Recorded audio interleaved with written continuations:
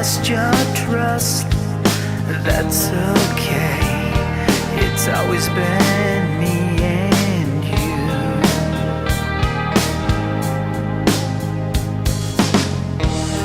You know how long I've dreamt of this. Heading out the door with a goodbye kiss. A brand new town and another show to do.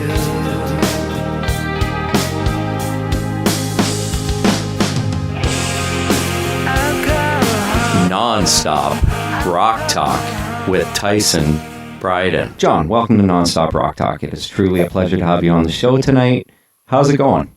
It's going good, man. Thank you so much for having me. I appreciate you taking the time. Well, it is my pleasure, and I'm happy to have you here. Tell me a bit about your band, Ghosts of Sunset. I understand your EP, Headed West, will drop in the near future. Give me the rundown on the band and the EP, if you could. Sure. The EP kind of started, it was a brainstorm I had. I was out running one night, and I was probably listening to some 1980s quote-unquote hair metal type stuff. Awesome. And got... yeah, right. And I got to thinking about those artists and what it was like back then. You know, these people who, you know, I call it the last gold rush in America. It's when these people, you know, man, they left their little hometowns around the country and went, I'm going to Los Angeles to be, you know, quote unquote, a rock star. I mean, And so I got a hold of my partner, my drummer, bass player, Todd Long, singer, songwriter himself.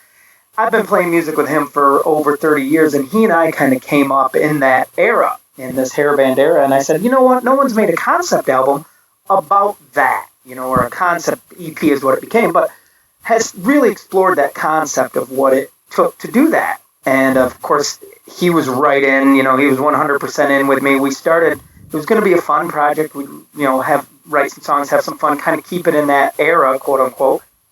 And we got done with the first song, which was our first single called Miles in Between. And it came out good enough where we went, well, man, this is going to require, I think this is something we need to be a little more serious about and really explore this concept, start writing to it. And that's where we ended up. We ended up with Headed West. That's cool. And it's funny that you mentioned the whole 80s theme.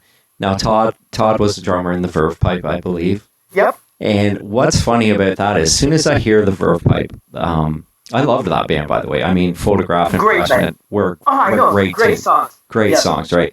But what I remember about that band is that the bass player was in the movie Rockstar, if I do remember correctly. And it was actually the singer. Was it the singer? It was the singer, Brian Vander Ark, who is... Okay. Who's kind of in our circle here in Michigan. You know, I'm in Michigan. My partner Todd is in Alaska, of all places, right now, but he's a Michigan native as well. So that Verve Pipe circle is kind of our circle too. Cool. Brian Vander Ark was in that movie. And you know what's funny is I think in the movie he played a bass player. That's okay. That's why I was incorrect. That's right, because he played the bass player in Blood Pollution, which was the tribute band to Steel Dragon. Steel Dragon. I almost said Steel Panther. I almost said Steel Panther. You're right. It's funny you mention that. So it's funny you would mention the movie Rockstar because, you know, this EP, the concept, sort of shares some of the, you know, some of that content with what that movie, the story that movie was telling. As a matter of fact, and I'm not ashamed to say this, but like our first single, Miles in Between, which I would, for lack of a better word, call a road song, you know, about the toll the road can really take on relationships. Some of my thought process in writing those lyrics and that storyline was indeed, you know, kind of what happened to Mark Wahlberg. I can't think of the character's name. But, you know, he got out on the road. Remember, his girlfriend shows up at the hotel, and he doesn't even know she's coming, or couldn't remember she was coming. And, you know, it's all that sort of stuff. There's something about those stories that really draw, first of all, if you're a music fan like I am, it doesn't matter, dude. It can be Rockstar. It can be behind the music. I don't care if it's Backstreet Boys on tour as long as it's behind the scenes and I see the inner workings of the thing. I'm a sucker for that stuff. Yeah.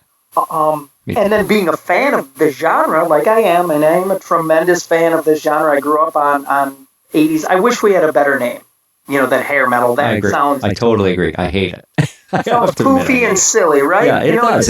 It takes away what it really was. Like, it takes away the musicianship and how great the musicians were. And, Right. you know what I mean? Like, it really Absolutely. it dummies it up, and it's a horrible term. And I've always said that, to be honest with you.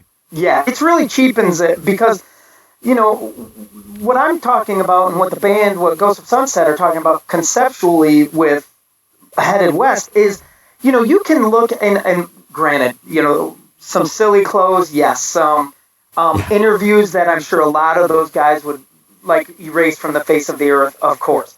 Right. But you can't deny that some of these guys, were in some small town out here in the Midwest and had the guts to go, I'm going to sell everything except, my guitar and amp or whatever I need.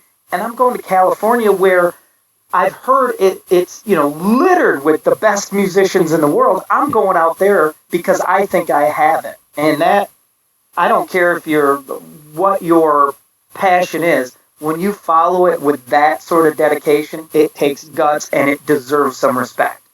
Yeah, because, it's funny because most of the bands from that era, most of them were never from Los Angeles. That's funny. Yeah. Some of them, I don't know. You never hear any of them go, well, I was born and raised right here on the Sunset Strip. Yeah, I think the only guys really were Steven Adler and Slash. Yeah, I know Slack was, yeah. Right. The Molly guys weren't. Nikki and Tommy, and I think all those guys were from other areas. Even Vince was from... Yeah, I think they were from a suburb or something, maybe, right. of Los Angeles. I think that a couple of the Warrant guys were, Janie Lane and Stephen Sweet were from Ohio, but I think Eric Turner and Jerry Dixon were from, that kind of... More native to the area. Were native to the area, but, you think of bands like Black and Blue, they came from Oregon, and, see... I'm sorry to interrupt, but you would say, if you say the band Black and Blue to me, Jenny St. James, a dish for the band... Yeah. They're, in my mind, they're from LA. Yeah. Yeah, exactly. I guess some of these people, it's hard to even imagine their life before. And it's great when you get a chance to see either old footage, old pictures. You see Poison when they were in their hometown or Harrisburg, Pennsylvania, right? And kind of a trivia note, I used Poison's hometown of Pennsylvania in the song off our EP, the title track, Headed West. Cool. There's mention of the distance, of how long the trip from this fictional hometown to the Strip was, and it's roughly the time it would have taken Poison to drive straight to the Sunset Strip. And that was because of that story, hearing... I thought they were in, Mechanicsburg, Pennsylvania, some weird suburb, but, say what you will... Can there were people who, men and women both, who looked at mom and dad and went, guess what? I'm not finishing high school, or I'm not going to college. I'm going to Los Angeles, California on the Sunset Strip because I've written a song that I think, or I've got multiple songs I think stand up to the best in the world in that genre. And it's called Talk Dirty to Me, or whatever it might be. Mom, I've got this song called Talk Dirty to Me. It's going to make me rich, And Exactly. I can see it right now, Well, Janie Lane probably he's like, Mom, I've got 20, 30 great songs here that I'm going to take to LA with me, right? I'll tell you what, Janie Lane is, it's funny, his name comes up a lot, and I'll tell you, this industry, even this genre, it took, and certainly he had a hand in it, of course, but, took his life, and it's because he could never be anything else. Yes, he wrote Cherry Pie, right? And we've all seen his interview. And But the thing is, he also wrote Uncle Tom's Cabin, I Saw Red, Heaven. If he had just, in my mind, if he had stuck it out, found some peace and got himself together, why wouldn't you give some new quote-unquote top 40 country person, let them cut I Saw Red, replace a distorted guitar with a fiddle, put a pedal steel in there, keep the guitars fuzzy and distorted. Jason Aldean has a hit song called I Saw Red, and it was written by Janie Lane. But that never happened because people they wouldn't let these artists, they wouldn't look past it. And I don't have to look past it because I'm going to tell you right now, when those bands came out and when they were popular, I loved them. I loved the look. I loved the presentation. I thought they were cool. When they seemed doofy in interviews, to me, they were rockers. They were so, they didn't care. Yeah, it was the persona. Yeah. And you had to see past it, Yeah. Yeah, it was almost larger than life. It was like, wow. Like you look at these guys and you're like, man. But of course your dad would be like, what the hell are they on? What's with, why do they look like that? Right. And I still, to this day, here I am, a grown man, still arguing with people, because I love all sorts of music. I somehow, at my age, I also got a lot of 60s, 70s, I love the Stones, I love the Beatles, I love late 70s glitter, but I got friends who love, one of my favorite bands is The Faces. Right. I got friends who rant and rave about The Faces and hate Faster Pussycat. Really? And I go, dude, really? You listen to that first Pussycat album, it's swaggering, or the Choir Boys. The Choir Boys, yes, London Choir Boys are. You listen to that and you go, this sounds like Rod Stewart, like And it's phenomenal music. It had everything I needed. I really liked, the majesty of bands like Led Zeppelin and these guys grew up on that stuff too. And so that's back when, not to sound that old nostalgic guy, but that's when rock and roll had some mystery to it. Yeah. The guys were big. Los Angeles, California, the Sunset Strip, when you were growing up in the Midwest, it was like Oz. You know what I mean? It was like, who knows what happens out there? It's hot and cold running chicks and drugs and cool, where do they get their pants? We had questions like that in the Midwest. Where do the black, even into I remember in the 90s, the first Black Crowes record came out, and I remember thinking, where do you buy clothes like that? Where do I get a velvet jacket? Yeah, exactly. That's right, because Chris Robinson, I believe he wore that in the on the album cover, didn't he? Yeah, man, he wore it in the Jealous Again video, Twice as Hard. And there you go. We talk about The Faces. Somehow the Black Crowes managed to, circumvent that. And that first record, they look like The Faces. They did. And it's so funny how they were pigeonholed with, like, the Black Crowes were technically like, oh, here's another hair band, whatever that term is, you know what I mean? But by the next album, because the scene was changing, they were luckily enough to get away from it somehow.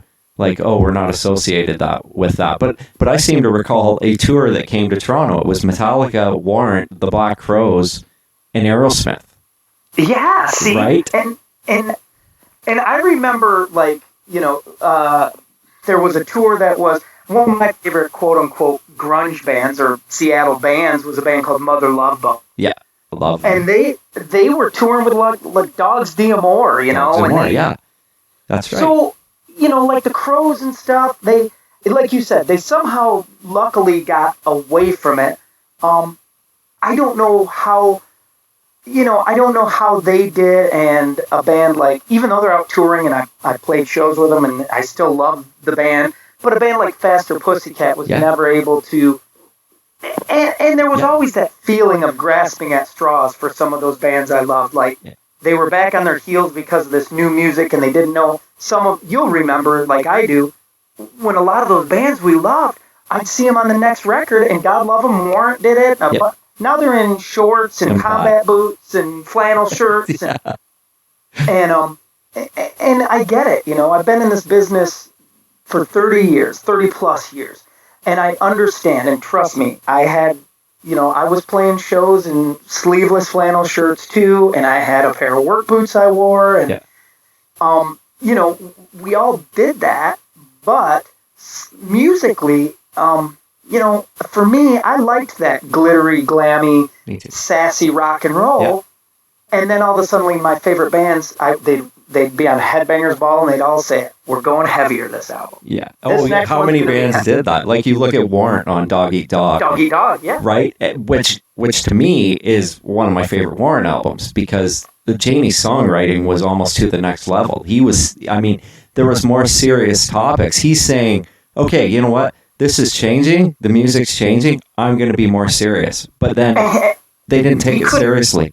He wasn't allowed to do that. You know, this machine, right? And the classic Lane story is where, they'd gone in the record label one day and above the desk was the Cherry Pie poster, and they went the next day and it was Alice the in next Chains. cycle and it was Alice in Chains, and he went, "Oh shit, we're in done. trouble."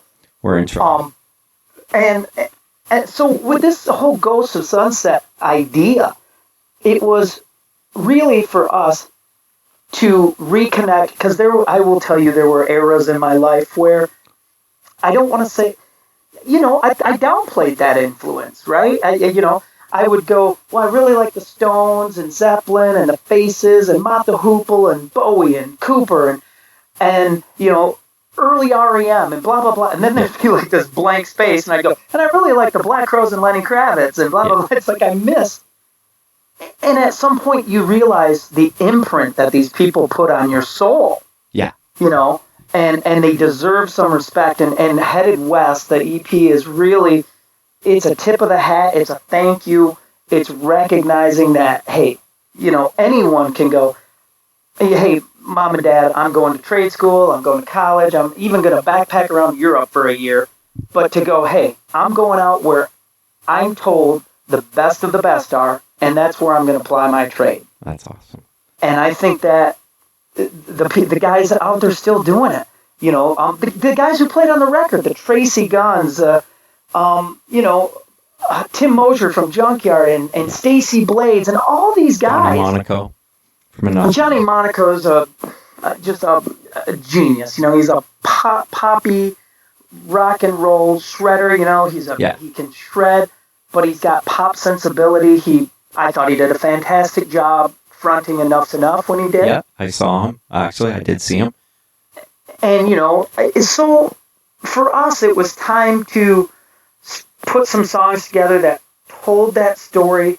When the full EP comes out, and hopefully in November, the songs are in a chronological order story-wise, but the production changes too. So the first song, the title track, Headed West, is pretty raw. Think the progression from Too Fast for Love to cool. Dr. Feelgood. Awesome. You know what I mean? Yeah. And I liked that. I liked that as these bands started to get more budget, they learned more. You've got your whole life to write your first album, and you got 6 months to write the second one. Yeah, exactly. But as you heard them, you heard the Warrants of the world mature. You heard Pussycat experiment, by Pussycat Whip. mature. Yeah. Were there a lot of power ballads? Absolutely. Was it a formula? Absolutely. But that's not a songwriter's fault. Right. That's business. The business end of things did that. Jamie Lane just wrote great songs. Yeah. And the record company went, well, we're going to do this and we'll do this. And, to his credit, people, as they chuckle about Cherry Pie, they need to remember that a record label said to him, give us a love in an elevator. Yeah. And he spits out Cherry Pie, and it's so good that they call the album Cherry Pie. It's Cherry Pie single. It's Cherry Pie, Cherry Pie. Cherry Pie, everything. And the man did that. Now, had he conquered his own demons and was still with us, he could do that for, the record label in Nashville could go, hey, Thompson Square Country Band over here needs a new song, and the topic needs to be this. And a guy like Lane could have done that, but he couldn't stop being the Cherry Pie guy. No. And that wasn't his fault. And it killed him.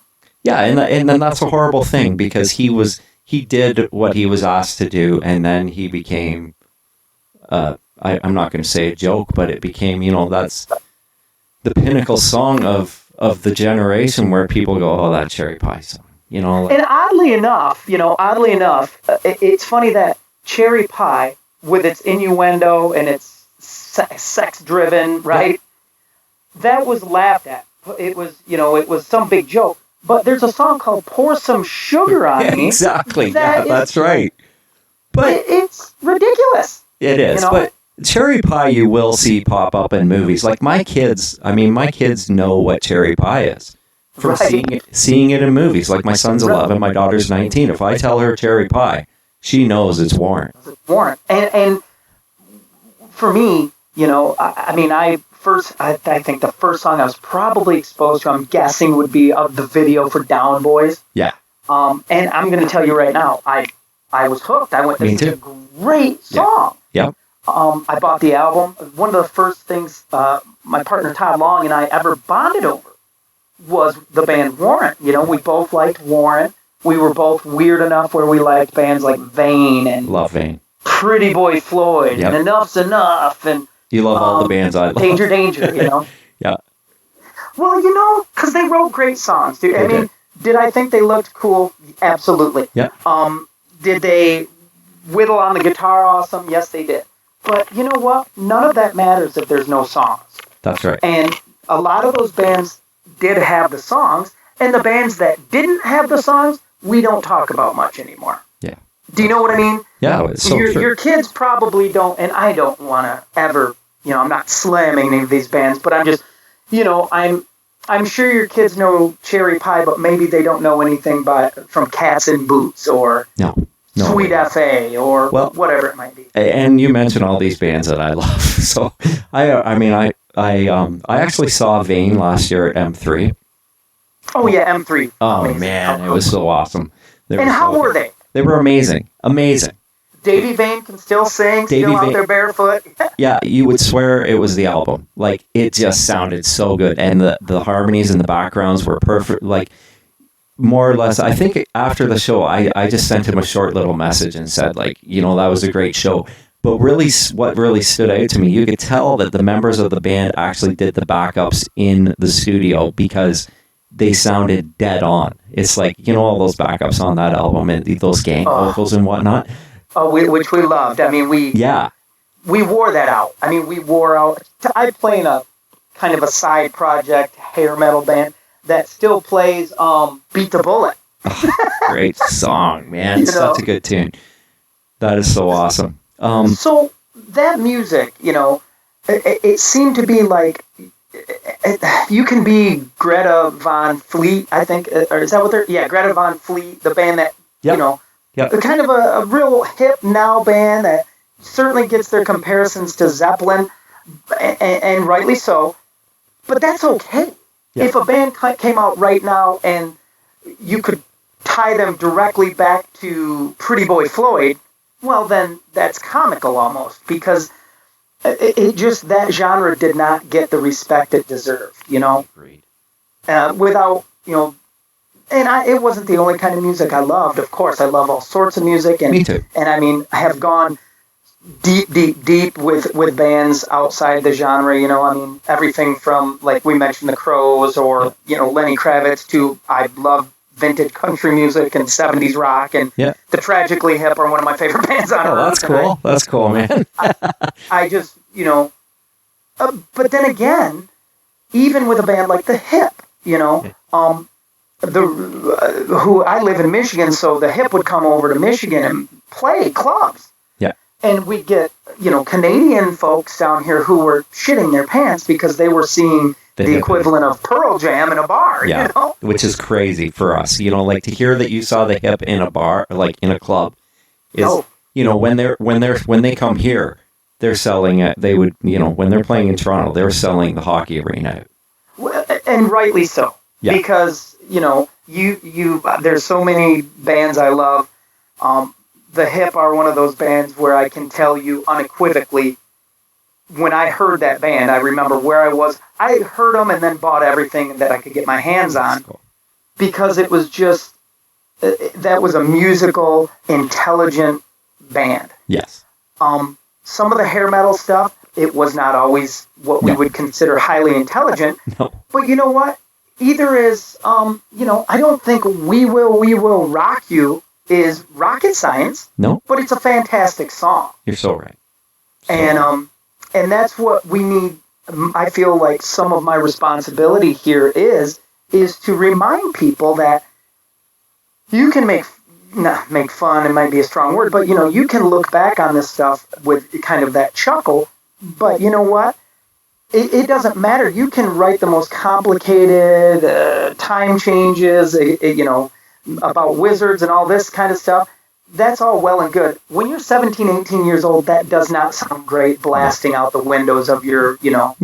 Cutlass or whatever, No. But you know what? Blow at High Dough does. Yeah, it totally does, man. I don't go, as a young man, I didn't go cruising and maybe always rock, something like 38 years old or, Wheat Kings. But Blow It High Dough or Little Bones. Exactly, or Twist My Arm, or, I can go on and on all the way up to anything they did. It's the same thing. It's just somehow this genre of music, and the fault falls in the genre a little bit too. It got so big and so bloated. And then the signing, when Quiet Riot broke and they had a #1 quote-unquote heavy metal album. Yeah. And then the signing started, the frenzy, right? Yeah, the frenzy. And everyone got a record. Everyone got signed. Yeah. And the industry was so bloated, it started to kind of fall back on itself. And then we realized, hey, not every band has warrant quality songs. That's right. Not every band has the ability to deliver these songs live like Vane does. That's right. Yeah. People were upset about that, but remember, the Monkees had hit songs and couldn't deliver them live. It was impossible. Yeah. But a lot of those bands that got signed on that one song, and there were, trust me, handful. It was really the ones that have succeeded and still exist and still, matter, quote unquote, are the ones who really could put songs out there. And that's everyone from, like you said, Warrant, Faster Pussycat, we're still rats in a Geico commercial. Which is so cool. Which is great. Yeah. It's great. LA Guns, LA Guns has a new record coming out. Renegades is coming out. Yes, I saw them at M3 last year too. And I was going to say, as awkward as this is to ask, what version of the band did you see at M3? It was the Stephen Riley, Kelly Nichols. Nichols. And it was great. Good. Yeah. I think I saw a video of that show, and they're on Golden Robot Records. Yes. And so are we. Yeah. So a career I followed. Plus, Kelly Nichols was kind of quiet for years. Yep. And he was always one of my favorite members of LA Guns. I just thought he was the coolest thing on two legs. Yeah. He still is. Yeah, he still is the coolest looking guy on earth. Yeah. Great player. Yeah. But so I watched videos with the new singer and Scotty Griffin, who was the bass player in the band already. Yeah. Had been in the band. But I watched him. I think I saw him play Over the Edge, and I went, "Holy!" I mean, they were delivering. It was they so were delivering. Good. Yeah, they did. Yeah, and so they've got new music. It's good. It's solid. They play live. These guys, all these bands are out there doing this, and people say stuff like, oh, "I can't believe they're such and such band is in a van playing this quote unquote club or bar," right? Yeah. That's how they're wired. I mean, you would never say, well, "I can't believe when it's your soul and it's what you're called to do." A lot of those bands dropped off. A lot of those band members from that era probably are rocket scientists or working at a convenience store or doing whatever they do. Yeah. The people who it's hardwired to their soul, it's what you do. It's why Frankie Benelli kept Quiet Riot going for so long. That's right. Because it was who he was, man. And people faulted him for that. And I think that's kind of sickening. I agree. I agree with you. How you would never say, well, how dare Van Gogh paint anymore? Exactly. Van Gogh painted. That's so true, man. Frankie Benelli played the drums, man. That's what he did till the day he died. And the stuff that some of these musicians have to face out there is almost criminal, because people seem to, even if you grew out of it, let's just say you grew out of that style of music, you have to be able to go back and remember that, hey, these guys gave me something for me, personally, they gave me something when I needed it. I needed an identity. I needed something I connected with that made me feel good, that empowered me. And it was first of all, it was rock and roll, which I had loved already with the Beatles. Yeah. They were my first rock and roll love. But that 80s era connected with me, and it gave me as much a place as the punk rock scene gave in London or in New York City. I had a community. I had people that, and trust me, in 1987, my denim Faster Pussycat jacket would get everything from high fives to, threats of violence. Yeah, I remember those days. It was crazy. It was kind of crazy because of the music you listened to. Oh, yeah. It was, I remember being called rocker, and then they had this other term they call us skids, is what they would call us in high school. Which I really like. That sounds great. Yeah, well, it was... Then it probably wasn't great. It's like, who cares? Like, it's the music I like, and it's what I like. Don't, you have a skateboard, or you're a preppy guy, or whatever. Right. I'm not gonna... same thing. Exactly. So... well, I remember being a kid in high school, walking down the hall. Now, my day-to-day was, I'd be Faster Pussycat, Motley, Rat, you name it. Yeah. But I loved U2, the band U2. Loved them. Yeah. I had a U2 shirt on, and a girl stopped me dead in the hallway and went, "What are you doing?" And I said, "I don't know, going to class." "So what are you wearing that for?" I said, "Oh," and I loved to War. I had a War shirt on. And I remember her going, "That's not for you. That's ours." What? Really? And I won't name her now, but I remember the girl specifically. But the thing was, if you said to me, "Hey man, I'd like to know more about, Motley," I'd set you in the car and I'd start you at Too Fast for Love and bring you through the whole thing. I'd be the same. And I think that community was pretty inclusive because we were so excited about it. Yes. I mean, I'm a grown man, and I'm still right now talking to you about Ghosts of Sunset and excited to share even my memories of that genre of music because of the impact it had on me. Yeah, and that's why I do this show. It's the same thing because I'm still excited about the genre of music. And when I get to talk to somebody from the genre, I'm like, I'm nervous before I go into it because I'm like, how is this going to go? You know what I mean? Because you're like, right. These are guys you grew up listening to, that you idolized, that you had posters on your walls, and I think that's pretty cool, though, all these years later. You know what I mean? Still talking. Yeah. And who influenced, for me as a musician, someone like, Tracy Guns. Yeah. Now, you have to remember, I remember seeing, like, the video, or, it might have been Rip and Tear or whatever it was.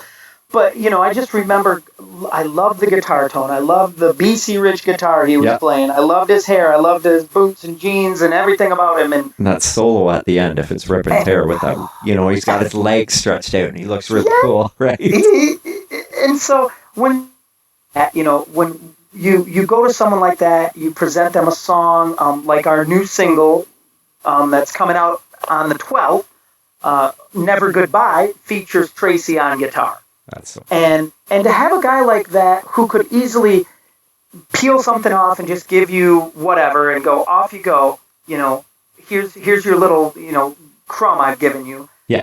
To listen and tell that he constructed the guitar solo to fit the song and to convey the emotion of it. And it speaks volumes to the type of person he is. Yes. And it speaks volumes to the fact that he's a professional musician. That's what, and say what you will, he's Tracy Guns. Yeah. A guy who, has influenced countless musicians, myself included. You and I had talked earlier about the band because Bruno played on the record. Yes, Bruno's love that. It is actually on the new single.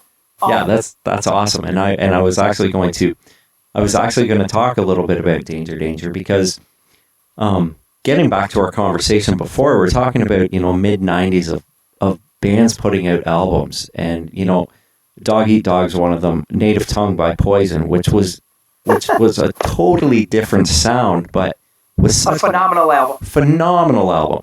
And then you think of the Motley Crue self-titled with John Corabi.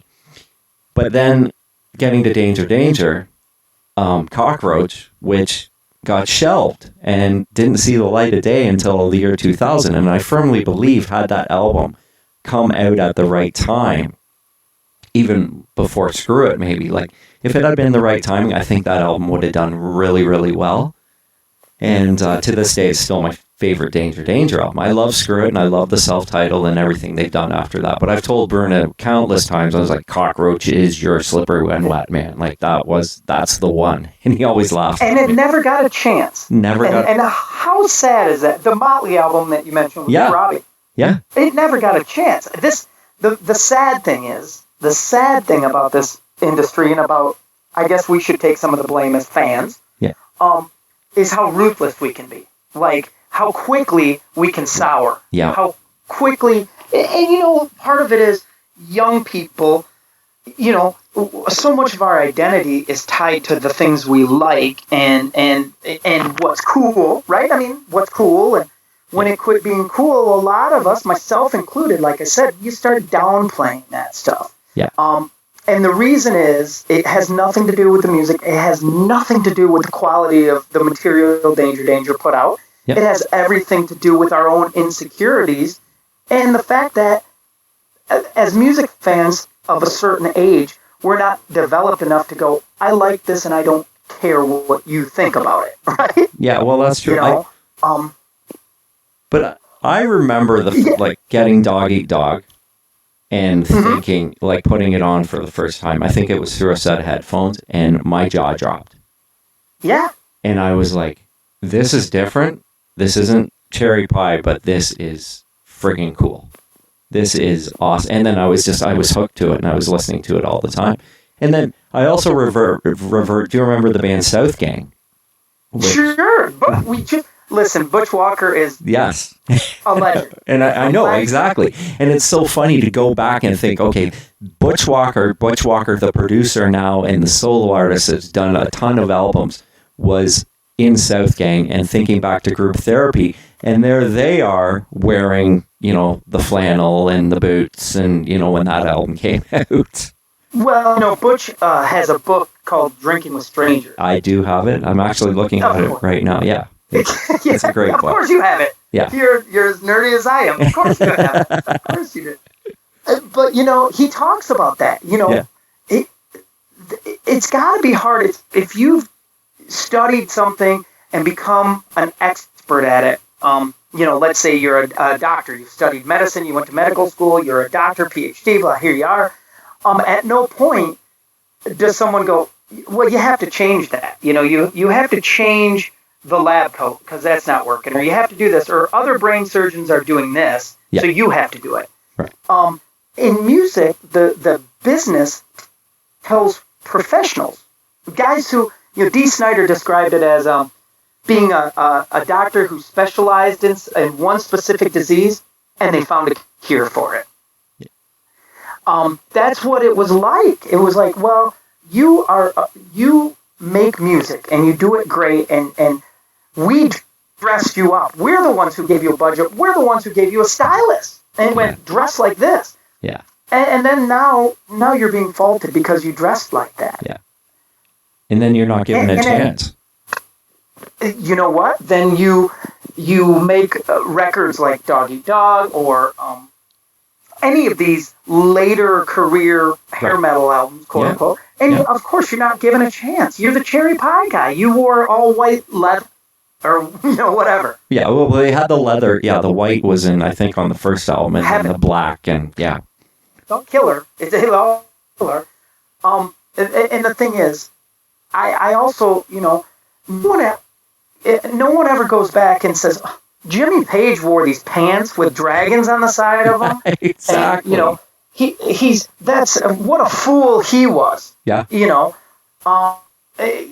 We have these bands from the 60s and into the 70s, and dressing in flowers, and then they were allowed to change. Yeah. But for some reason, this genre of music, the business side of it and even the fan side of it has been so ruthless that they wouldn't let people live. I don't know if live it down is the right word, but they wouldn't let them grow. You know, you couldn't write Cherry Pie again, but you also couldn't do Dog Eat Dog. You were, Yeah. and then eventually what happens is what happened to Janie Lane is you have to numb everything now. You're questioning everything, and you have to find a way to numb it. And unfortunately, a lot of these folks choose substance abuse to do that because it's easier than realizing that, hey, I'm a professional songwriter. I'm a top-notch songwriter, and no one will let me ply my craft because I wrote Cherry Pie. And that is so true, and it's horrible. But I often wonder if, like, there's a good Motley Crue story from back at Shout at the Devil, after Tom Zutaut had signed the band, that the president, I think they got a new president at Elektra, and he didn't want them. And he's like, you have to get rid of this band. Like, we do not want to promote this. We don't want anything to do with it. We're just going to let the album die, and then we're going to drop them. Well, they couldn't drop them because what happened was these fans that were buying Too Fast for Love when it was an independent, and then the word spreading, the fans start buying the album. And Shout at the Devil becomes this big, huge album. And then Great, right? Right, which it is. But I think now that I'm thinking about it, these bands being thrown away, it's almost like the labels that were made all this money off them couldn't wait to get rid of them and then make a fool of them. So, okay, you know what? You guys are done. And more or less saying, finally, we're rid of you. And exactly what it was. A label like Elektra, for example, you know, they were known for, you know, a lot of their flagship bands, you know, had what I'll call high musical credibility. Right. You know, the Doors and whatever. The Eagles, were the Eagles on Elektra? Very could have been, but it was those bands had this they had high respect. So these suits, you know, these guys who weren't opposed to snorting up all of Motley's stage or picking up whatever chicks were left behind. Exactly.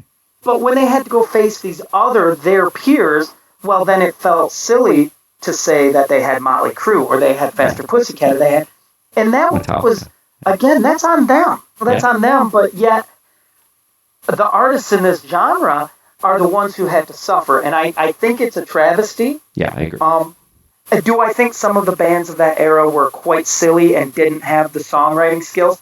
100%. Yeah. Have I heard them?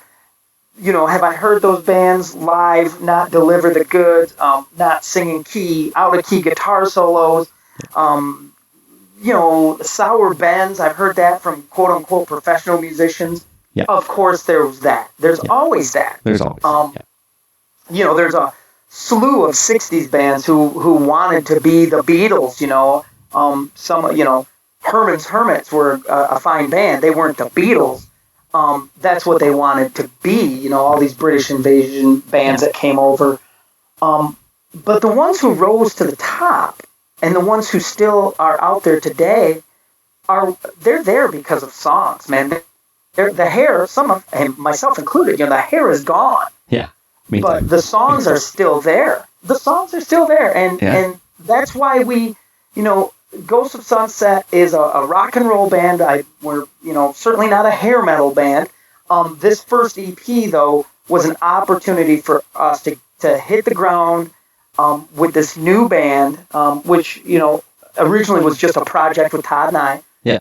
But was an opportunity for us and for me as a grown, fully formed adult to go, hey, man, I'm going to tell you right now that this music mattered as much to me as the Beatles, the Stones, Zeppelin, Bowie, Hoople, Alice Cooper, awesome, yeah. Slade, and as much as those bands meant to me, so did Waylon Jennings and Hank Williams and Merle Haggard and Johnny Cash. And I grew up on all that stuff. My dad was a big country guy, so that was in my house growing up. So I'm familiar with it all. Right.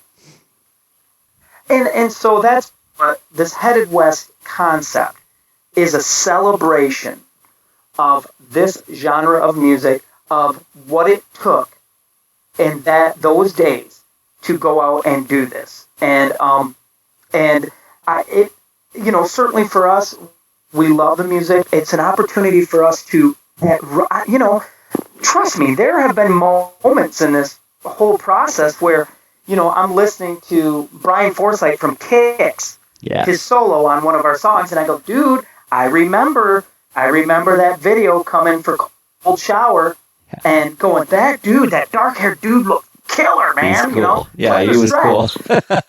He still is. He still looks awesome. I know he does. You know, I mean, it's funny, actually. This is a funny Kix story because at M3, I was walking up to the gate, and I look over, and there's this car coming, and it's like a Kia or something like that. And I look, and I take a double take, and there's Steve Whiteman behind the wheel of this Kia. And I think Jimmy Chalfant and maybe Brian Forsythe were in the car with him, and I'm like, hey, there's Kix. It was just And the thing is, that's their hometown, right? Yeah. They're right from that area. Yeah, it was. They usually headline M3, I think. Yeah, they did. Yeah, the Friday night they headlined, and I mean, Kix is one of the greatest live bands I've ever seen. Like they bring it every time. But it was just funny and surreal to see Steve Whiteman driving this Kia or whatever it was. You know what I mean? And you're like, hey man, that guy's a rock star. You know, in our eyes, he's still a rock star. But the reality is, he's just a normal guy like all of us, right? But it was funny. Right, and that's the some of the harm of what's happened in the modern age too. Is, you know, our rock stars used to be far more mysterious, right? You know, I didn't, and because of social media and because of these Facebook, Twitter, blah, blah, blah, we see behind the curtain a lot more than we used to. Yeah. And I got to be honest with you, that's a mixed thing because, you know, Yeah, I'd always look at the liner notes and I'd want to see the pictures and see if I could get a candid photo of, you know, Rockstar A or B and what I assumed was their home or whatever. Now I can see that, you know, I can see Vince Neil out in public or whatever. It's good because I get that peek. It's bad because some of the mystery is gone. Yeah. And it affects that stardom, you know, Exactly. because there was a mystery to rock and roll. Yeah, I don't want to see Nikki Sixx at home in a pair of track pants. Right. You know what I mean? Like, I want to envision that Nikki Sixx, when he wakes up in the morning, his leather pants are on the floor. He puts them on. He's, you know what I mean? Like, and he's wearing sunglasses, and he wakes up as a rock star. He goes to bed as a rock star. Yeah, the man doesn't own any, you know, quote unquote Velcro tennis shoes or anything. That's right. You know? That's Sadly enough, he's probably now, just like the rest of us, going, man, I can't wear these shoes. There's no arch support in these things. You know, my back hurts if I wear these all day. Oh, that's too funny. Well, and that's really what it boils down to, man. Is just a honest to God, respect, love, admiration. Are we, you know, are Ghosts of Sunset going to change the worldview on what we'll call hair metal? Absolutely not. Will someone hear it and the story is always engaging to me because of movies like Rockstar, because of Behind the Music, because of any of that stuff. It's always an engaging story. All these, you know, Slash's book is great. The Dirt is great. You know, all those books are Butch's book is good. Yeah, and Dee Snider's book was really good. I haven't read that yet, and there's another one I have to, a friend of mine was telling me today I have to read Tommy Lee. I haven't read that one. I haven't either. Sebastian Bach's book was good too. You know. Yeah, and you know, there's another guy, Sebastian Bach. You know, some of these guys, God love them all, and I think they're you know, they're all heroes of mine. But it's really hard to, I don't know, I guess it would suck if you had done something as phenomenal as wrote an album like the self-titled Skid Row album or Slave to the Grind. Yeah. You had done that, right? Yeah. And now, for some reason, you're supposed to be living that down instead of celebrating it. Yeah. And we got real lucky because there is this uptake in this style of music. You know, there is the M3 Festival. There's more venues open to this. You know, like, you know, a lot of those guys would tell you the 90s were a pretty dark time for a lot of these bands. There's so many stories, right? Yeah. And so I'm grateful that all these bands are out, you know, making new music, touring, and doing. Do I buy every new hair metal album that comes out? Most likely not. But I'll tell you what, I'm on social media. I see those live clips. I see, like you said, Vane. You know, Yeah. you see Vane out there and you go, God, man, well, I wonder what what that's going to be like. And then they deliver. Or a band like Kix, Yes. a band like Tesla. Oh, yeah. These guys are still out delivering the goods, and it's a shame that they're not respected for it. So if for some little token of thank you to those people, this Ghosts of Sunset thing shines a little light on that. Yeah. I would be very happy if that happened, because they deserve it, and they gave me a voice when I didn't have one. They gave me a place when I didn't have one. Single parent, pretty poor home, rock and roll, the Van Halen, this huge thing in my life. This band that, that meant everything to me. Yeah. I wore their button because I wanted people to come by and go, well, who is that? And I could go, man, that's David Lee Roth. That's Edward Van Halen. They're from Van Halen. Man. I like this song and this song and this song, and this guy is a musical genius, and this is the hardest partying guy you've ever met, Yeah. And so I hope in some way that we get to tip our hat to these people, to shine a light on their work. We can't bring a lot of them back. You can't bring Jani Lane back. No. I feel a guy like that, he died from his demons, but in a way, the business holds some responsibility to that, Yeah. are an accessory to that, because they didn't let him be who he truly was. And that's a fantastic songwriter, Yeah. But you know what? And the crazy part about that is that they knew how great of a songwriter he was. Because for them to go to him and say, we want an anthem, and to know he can spit one out. Exactly. And he did it in 5 minutes. They knew. But I don't think they cared, because it's a money machine. It's just, oh, you're going to make us money. We don't care about you, what you're going through, who you are, whatever it is. Write us a song. That's all we care about. Done with you. When we're done with you, then we'll just throw you on the side of the road and move on to the next person. That's right. Which is horrible. Which didn't happen. But prior to this, the 1980s and that big signing frenzy, Yeah. artists more than ever. But back in the 60s, 70s, you were allowed to unfurl as a band, as an artist. You could be. You put all those Led Zeppelin albums together. None of them sound the same, But for some reason in the 80s, because of big money, the late 70s are when big money really got into the music game. The 80s is when it really came to prominence, and video. Now we had the visual end, and you had to look. You were selling it visually and physically. Yep. Prior to that, no one. Sure, Zeppelin went out and played live, and they looked cool, but a lot of times Robert Plant was wearing jeans and a T-shirt. Yeah. MTV. A lot of those new wave and pop bands that I loved too. I really did. Yeah. They were so visually. You had a lot of art school kids from England who were aware of visuals and of fashion, and so that changed. Some of these guys who didn't know, and we've seen them all. The guys who look cool when they're in their rock garb and their rockers, and the guys who look like they're so out of place they don't know what to do. That happened too, but I just think that when you boil it down and you get to what matters, it's songs. It's always going to be songs. Yeah. And those bands had some amazing songs. Amazing, well-written, put together well. The producers of that era were really great at highlighting strengths. That's why Dr. Feelgood is a drum-heavy album, because Tommy Lee is a monster on drums, and Bob Rock is genius enough. knows how to bring it.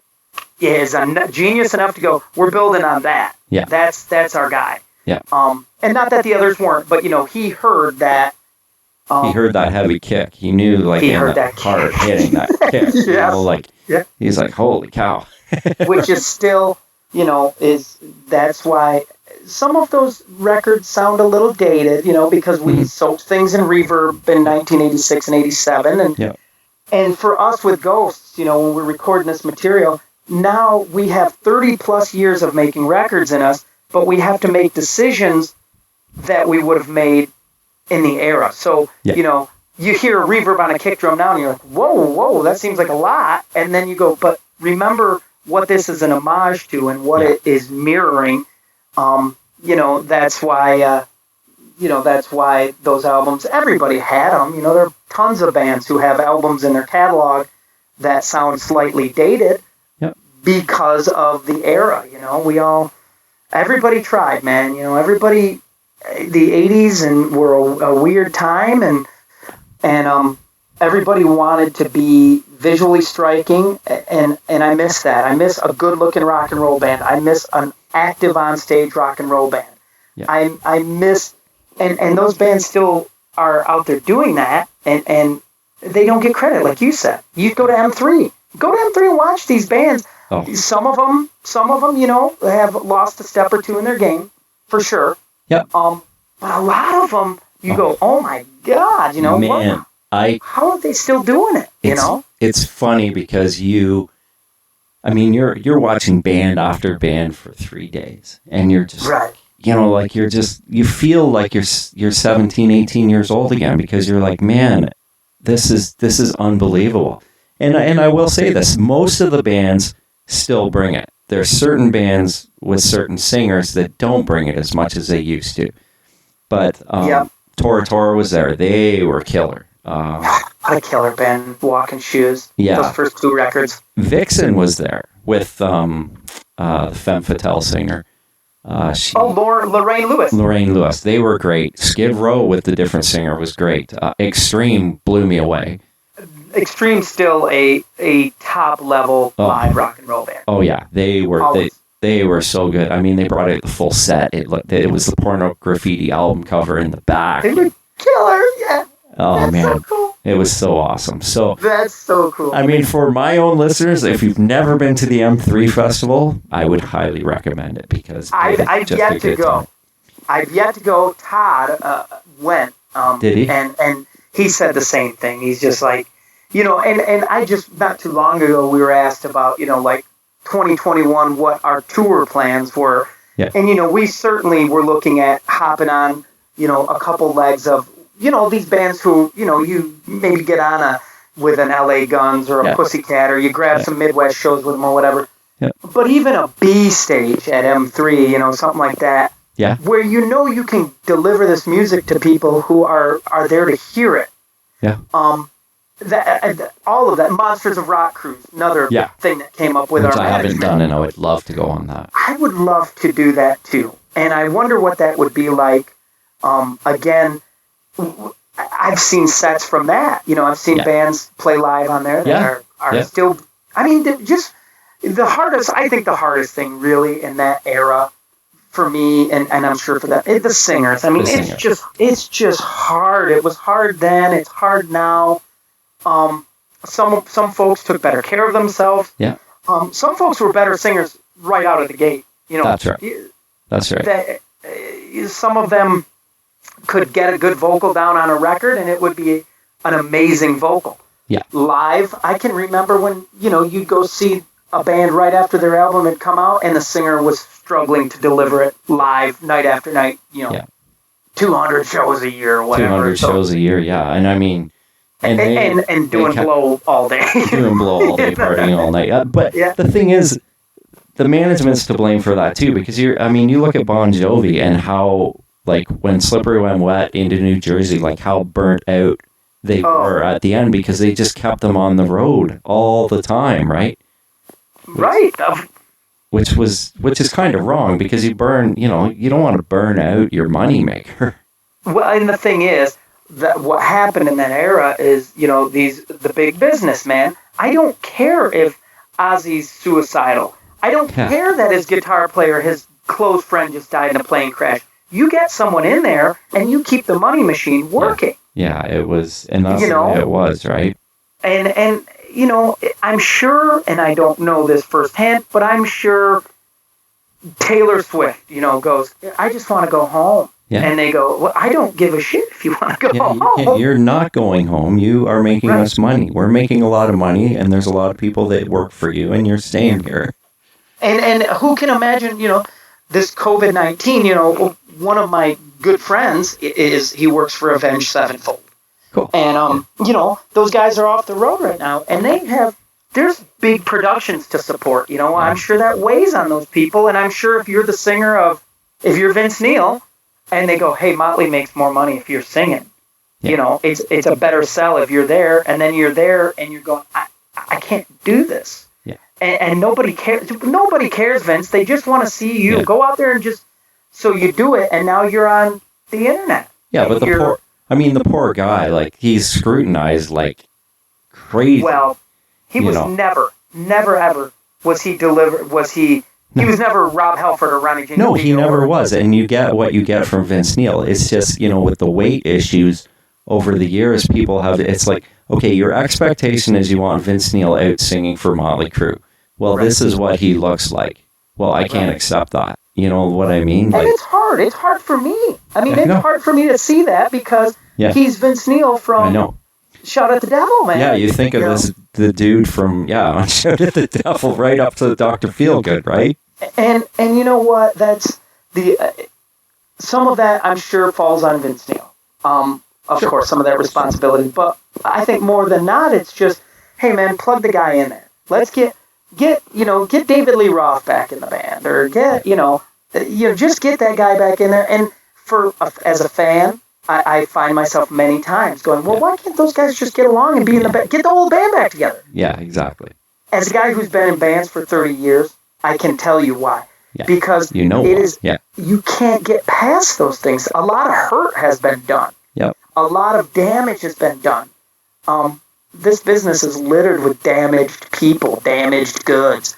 And some of those things that happen are insurmountable at times. Even if, they're throwing money at you. I mean, you and I'm sure there are people in our lives right now that we don't talk to anymore because they had crossed us in some way. Mm-hmm. I don't know what I would do if someone threw $2 million at me and said, hey man, you're going to be in a tube going down the road with this person for 200, 300 days a year. Wow. Could I do it? I probably could, because I could really use a couple $1 million. I know. Well, the biggest, as we're mentioning that, the biggest one is the Skid Row reunion. Those guys will not. Doesn't matter how much money you throw at them. Don't you really want to know? I mean, as a fan, I want to know, what is this? Like, I want to come in and be the mediator and go, well, what is our big problem here, guys? What happened? Yeah. Does person A have too much of an ego? Does person B? Of course they do. You know why? Because they have to get up in front of thousands of people and deliver something and be bigger than life. And it's hard to just shut the dial off and get off stage and talk to the guy next to you as an equal when you're the guy that the spotlight follows most of the time. Well, that's just it. And the thing was, I mean, you go back to the Slave to the Grind tour, and one of them was riding on their own bus. Yeah. All the way back then. So... Yeah. Yep, and you've lost I say this all the time, anyone can gather up 4 or 5 friends and start a band. Very few people can keep a band. Yeah. And that's why. And then, you throw drugs in the mix, you throw fame, everyone's got their own manager now, and their own manager's going, dude, you're Skid Row. These guys. Yeah. But you're Skid Row. Yeah, exactly. You're on the magazine cover. You're the guy they're taking the pictures of. You talk to the audience. You're the guy. And then you start to believe that, and you forget that, I'm sure it happens with quarterbacks. I'm sure quarterbacks in football go, hey, man, I'm the guy throwing the ball. Yeah, I'm the guy. Well, you've seen it happen before where there's certain quarterbacks that believe their own hype and believe that they are the team, right? Right. And you know what? I guess that's something that's more of a personality issue. But I do think does it anger me that I can't have the original Skid Row? It does. Mm-hmm. Do I realize that what that band delivered to me in those early days was amazing and golden? Yes. I mean, they seemed like a gang to me. I was so silly and young and excited about rock and roll. I thought all bands loved each other all the time. They were like brothers. I thought they lived in a house together, like the Monkees, Well, exactly. Well, do you remember Nikki Sixx? I don't know if I'm sure you've seen the interviews of him. Like if the band one of us ever leaves, the band's going to break up. We're like brothers. And then a few years later, Vince out of Motley Crue and John Corabi's hired. We were like, what the hell? What was he lying to us? Well, and then you see the interviews where Corabi's there, and they're talking about how great the band is, and Corabi's changed the game, and this is and then you read after that, and it's, well, we were struggling with Corabi. He wasn't enough of a rock star. He wasn't doing this. He wasn't doing that. What it comes down to is, I guess, as we grow and change and mature, and your viewpoint's going to change. Yeah. And I, as a fan, I don't want that. As a fully formed adult, I understand it.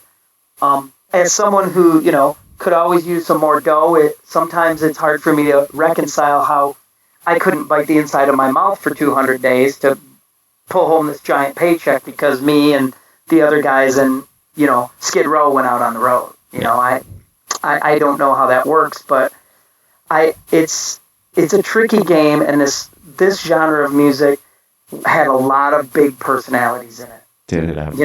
Yeah. It just and the same things that ate them up and killed them are the things that made them great, and that's the irony of it. Yeah.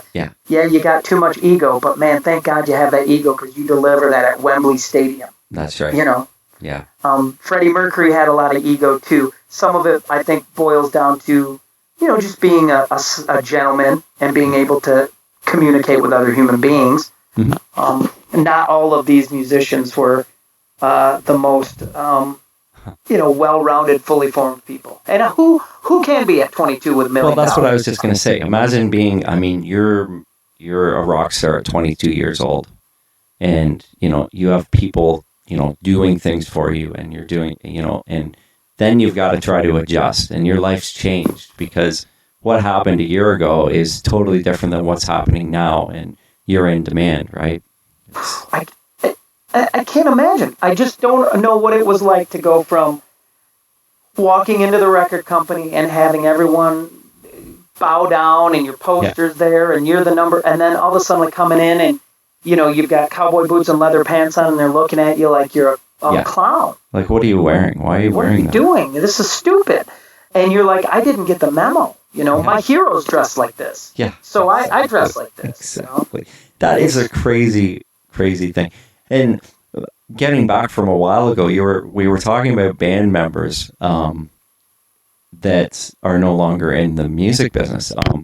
Todd Poole from Roxy Blue, he was on my show way back in December. And Killer band. Well, Sid Fletcher, the guitar player, if anyone ever wonders whatever happened to him, he's actually a dentist now.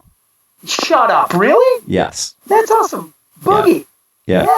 Sid Boogie Fletcher. That's right. I wonder if he calls himself Boogie when he's working on people's teeth. Yeah, I wonder if he does. Well, Todd told me that he had some dental issues once, and he just called Sid up, and he went down there, and he fixed them up. So. How cool is that? And you know what? That's the other thing, is there are tons of these bands. These people went back into the fabric of society and pursued whatever their other interests were, Not everybody's a lifer. Yep. Sometimes even myself, my peers, we feel silly. We're guys who... we also have families and we work day jobs and we live in our communities. And, I got to be honest with you. If I'm going down to the corner store to get a pound of hamburger, I'm not in lip service clothes. No. I'm not doing that. When I go on stage, it's the hardest thing to be an adult and dress for the stage because I have peers. You have bands. You've been to the scene, even a bar band, and you're like, this guy's in flip-flops and shorts, and this guy, looks like he just got done mowing the lawn. Yeah, that drives me crazy. Me too. I come from a time, Glenn Hughes said it too in the Quiet Riot documentary, where my rock and roll was over the top. I don't know, someone mowed Jimmy Page's lawn. It wasn't Jimmy Page, and I don't think the dude owned a pair of shorts. I'm sure. It's like Yngwie Malmsteen. You would never imagine him to own a pair of track pants or something like that. Because every time I see him, he's in leather pants, his shirt's open all the way, he's got 800 chains and rings on. That's right. And you know what? I don't know that I want to see him in a Hawaiian shirt. No, I don't want to see him in that. But you know what? The only one that can pull it off is like Sammy Hagar or Vince Neil for some reason. Vince was doing it all the time. Hagar is the guy who, and it's funny you say that because I just saw a video on Facebook today of Sammy and Michael Anthony, they did a video, for Eddie Eddie Van Halen. I haven't seen that yet. I'm gonna have to check. And it was really nice. Cool. Hagar's getting choked up in it. Yeah. And but they're playing, I think, in maybe Cabo or something like that for maybe Hagar's birth, some celebration. Oh, was it the boat thing that they were doing? That might be. It was for Sammy's birthday, I think. Yes, they're all in shorts. They're all in flip flops, and I'm like, literally, they look like I would go into my kid's soccer game. Yeah. But it's Sammy Hagar. He's made this. Thank God. I mean, or he'd be squeezing himself into red leather pants like he wore back in the day. Yeah. Nobody wants that, dude. Yeah. But it's just like Sammy's just like such a cool guy. You're just like, yeah, Sammy, he's at the beach, man. He looks like he's going to the beach. It's cool. Sammy Hagar, right? Yeah, he's Sammy. And, here, have a shot. Jimmy Buffett's Jimmy Buffett, and that's this guy's that, and God love you if you can somehow find a way to ride that line, to stay relevant, to stay, somewhat true to who you are.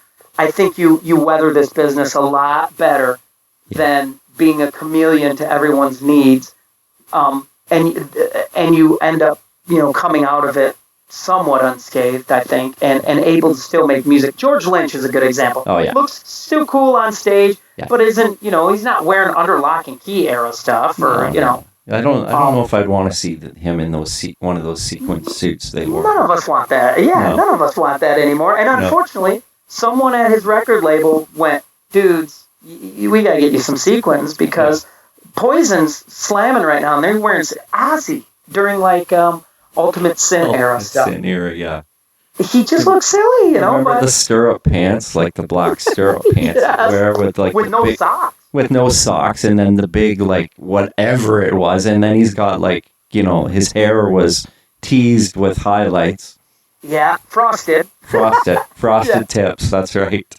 and you know what? I'm sure he looks back and goes, "What was I doing?" But you know what? You also, if you're running a race like that and you start to stumble, you have to keep the pace. And if the pace is sequins, I guess you put sequins on. And I'll tell you what, man. If I were in the midst of that, and you went, John, here's some silly looking sequins, and we got to poof your hair up like this, and then you're going to go back out on the road and you're going to play this music for people. I'd go, do you have more sequins? Can I get more scarves? I mean, what's it take? Because ultimately, I just want to go out and play this music.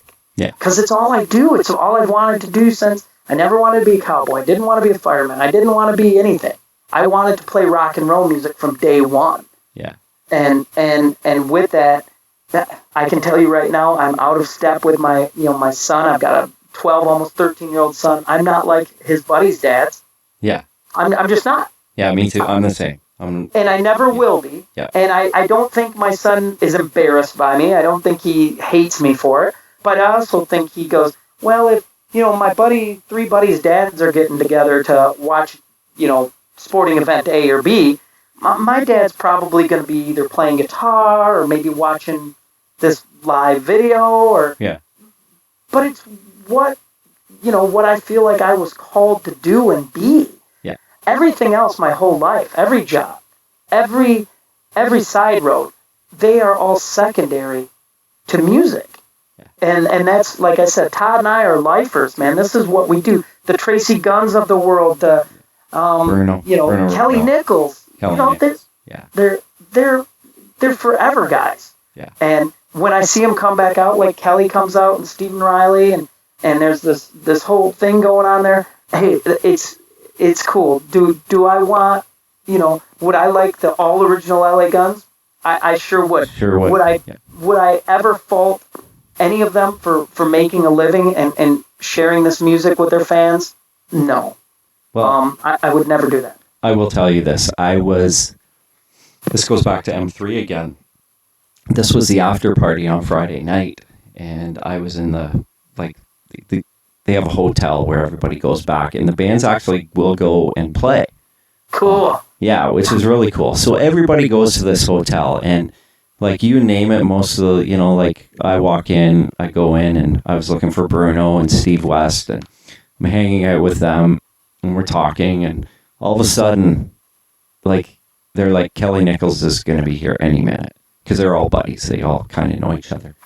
Well, anyways, as soon as Kelly Nichols walks in, because no one had seen him in so long, it's like, oh man, there's Kelly Nichols. That is so cool. It was just one of those, you know, that feeling you get, because you're like, that guy was in LA Guns and he was the coolest member. And there's like kind of like people are congregating around to see, like, they're like, oh, there's Kelly Nichols, man. That's so cool. It was pretty awesome. It was a good experience. And you know what? These guys, you know, the Kelly Nichols, or, you know, we play these club dates and we'll play with, you know, Faster Pussycat or Lynch Mob or, you know, Tracy Guns.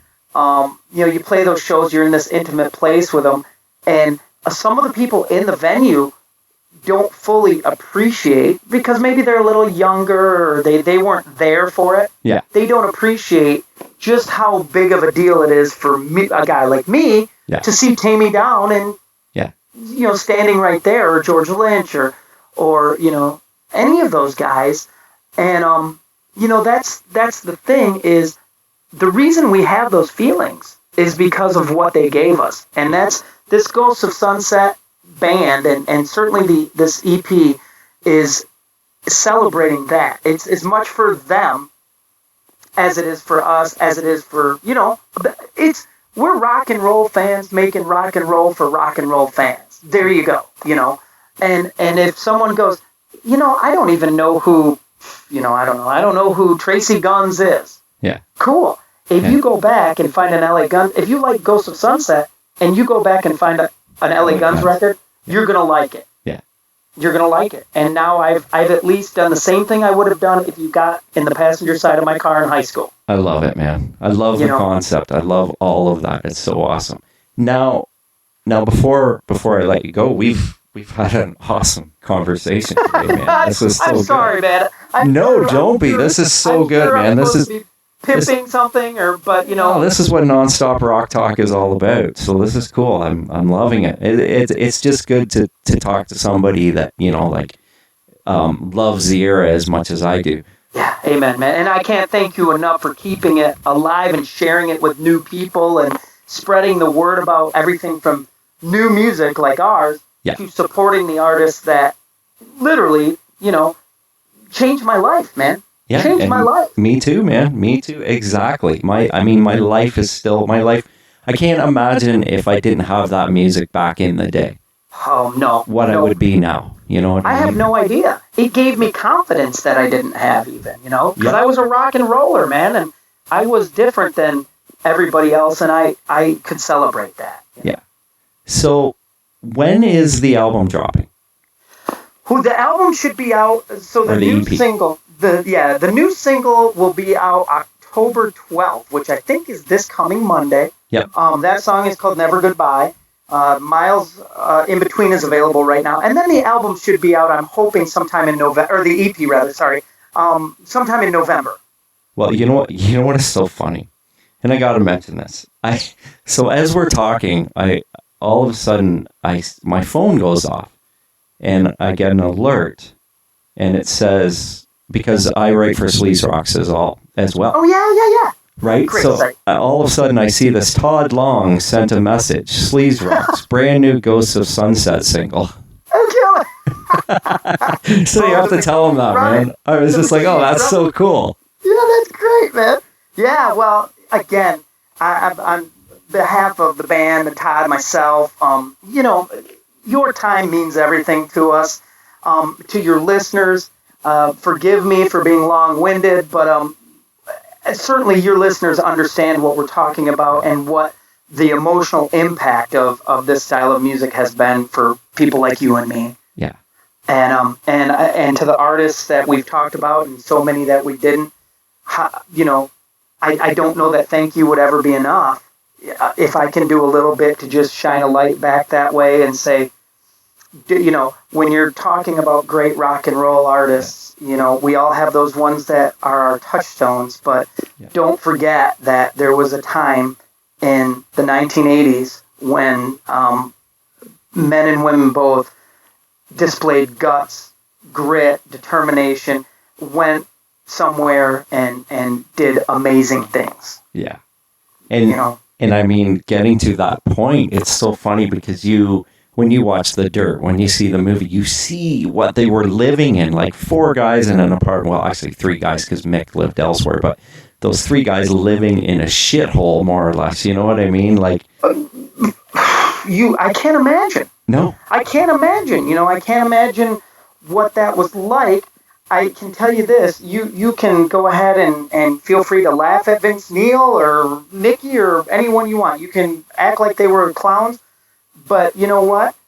Do you have the guts? Do you have the guts to live like that? Do you have a master plan in your life that you will stay laser-like focused on no matter how many times you're told no, how many times you're denied label after label, your songs suck, you can't sing, this guy can't play, and through sheer will alone, through will and determination, you become Motley Crue, a household name. Exactly. You become like one of the biggest hard rock heavy metal bands of the era. And the funny thing is, you read the books, the Slash's stories of Steven Adler, you hear a lot of the Motley stories about, they had girlfriends so that they could eat. Right. That's... Right. So they could eat. So they could eat. Yeah, and that, that doesn't even take into the account of you were walking the streets of Los Angeles, California in platform stiletto heels and poofy hair. With makeup on. Who's to say? I wore a Faster Pussycat jacket and had to take some heat, or maybe had to throw hands about it. Can you imagine if you were Nikki Sixx or Tommy Lee and one of these, some guy, construction worker guy who didn't understand what the hell you were doing. Misogynist, whatever you want to call it. Yeah, exactly. Yeah. It's just, it's an amazing, they're amazing stories. And if there were none of those stories, if there was none of the hair, none of the clothes, the songs would always be there, and they were great songs. And that's what people need to remember about that era, and to support those artists still, because they're still creating, because they have to. That's what, they're like sharks, Yeah. You got to keep swimming. You got to keep writing songs and putting them out, and hopefully people keep supporting it. And everyone who's supported Ghosts, so far it's been amazing for us. I just want those folks to know how appreciative we are, and to let them know that everything we do, as much as I love Steel Panther, right? Yeah. There's no tongue-in-cheek to it. When I talk about this music, I'm talking about it in the same breath that I would talk about the Beatles and the Stones and the Beach Boys and great music that took a generation and made them want to be musicians. Well, that's what Quiet Riot, Motley Crue, Ozzy Osbourne, Scorpions, all those bands did for me. And if I can pay it back in some small way, I will do that until they put me in the ground. That's so great, John. That is awesome. You know what? I'm super excited to hear the album, but you know what? When it drops, you got to come back. I'd love to, man. So we can have another conversation, because we still haven't even talked about the hip. I know we'll talk about that. No, we got to talk about the hip, man. Like, living here, the hip is, in Canada, the hip is the biggest thing, so. I gotta tell you, there's the documentary, Long Time Running. Yeah. It's over, we have it here on Netflix or whatever it might be. Yeah. And the hip meant so much to me that I had to watch that documentary in like 3 or 4 different settings. I just couldn't get through it. Right. I just couldn't get through it. What Gord Downie meant to me, certainly to your country, is just... iconic. He's iconic here. He's iconic, and rightly so, because I've seen all these bands we've talked about. I've been going to concerts my whole life. I saw the hip down here 3 or 4 times, and I got to tell you, there were no lasers, there was no pyro. They, I still think that the hip looked cool on stage. Gord always looked cool. Gord was cool. Yeah. But I'm telling you, man, there was none of that. There were just songs and a guy singing them, and I couldn't stop looking. I just couldn't stop looking at it. He engaged me. The banter, the in-between, the times he will talk over the guitar solo. It's like the little things he says. It's just, yeah, we'll get into that someday, I promise. No, and that would be awesome. I mean, we might have a whole episode about Tragically Hip. Actually, Gord's, there's a solo album dropping very soon. Really? of some of the last material he did. Apparently, he did this album while he was, fighting the cancer. Oh my God! Really? I've heard a couple tunes off of it. It's really What'd good. you think? It's cool. It's eerie because here he is. He knows he's going to go at some point, and and you get that feeling from listening to it. You know what I mean? Yeah. It's very surreal. It's very Warren cool. Zevon did that. That's right. Warren Zevon was dying and did Enjoy Every Sandwich. And Glenn Campbell has a documentary while he was dying called I'll Be Here, or something like that. It's, I can't wait to hear it. I mean, again, heartbreaking. I think it came, I think it might come out on the 13th. Cool. I think something like that. I'll let you know. I'll message you. Please do. Okay, man. Please do. Well, hey, I can't thank you enough for your time, man. It's been a complete pleasure talking to you. I had a blast, man. A blast. That was so good. We'll talk soon. Okay, John. Have a great night, man. Thanks. Take care. Okay, you too. Bye-bye.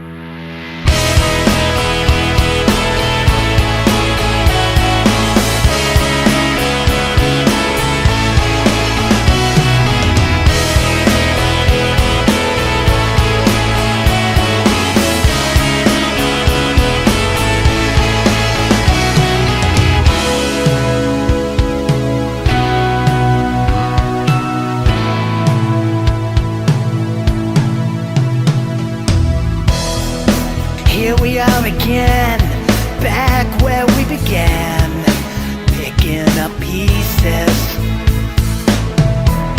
When the final curtain calls out for us all, you better be leaving. Think back to those days, promises they made, all seems so certain.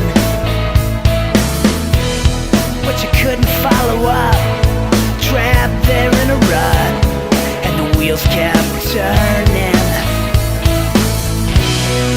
Nobody tells you when it's time.